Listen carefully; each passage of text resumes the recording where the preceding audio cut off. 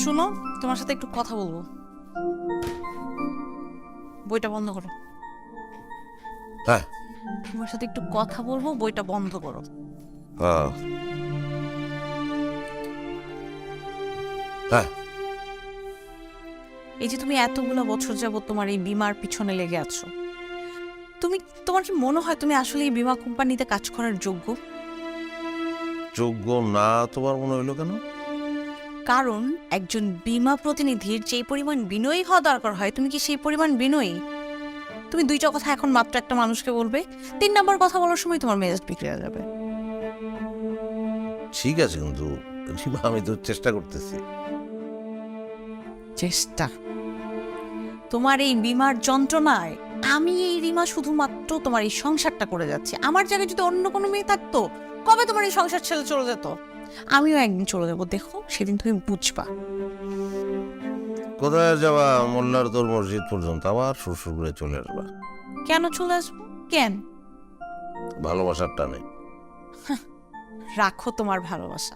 অভাব যখন সংসারে আসে না, তখন ভালোবাসা জানালা দিয়ে পালায়। আচ্ছা আব্বু, এই যে তোমার মা ডেলি ডেলি আমার যে বকাঝকা করে, তুমি মারে নিষেধ করতে পারো না? কিরে, আমার জন্য মায়া লাগে না তোর? না। সত্যি করে বলতো, তুই কারে বেশি ভালোবাসস, আমার না তোর মারে? মারে। স্বাস্থ্য এবং স্বাদের মধ্যে চমৎকার একটা ব্যালেন্স করে পীর প্রিমিয়াম আয়োডাইজড লবণ। আমার একটা মাত্র ছেলে, তারেও তুমি দখল করে ফেলাইছো না? করবো না? এই ছেলেটাকে কতক্ষণ সময় দাও তুমি? হ্যাঁ, ছেলে যে তোমাকে বাপ বলে ডাকে, এটাই বেশি। পাশো। হ্যাঁ হ্যাঁ, এই জন্যই তো এসছি। আসো আসো। আরে বাচ্চাটা ঘুমাও।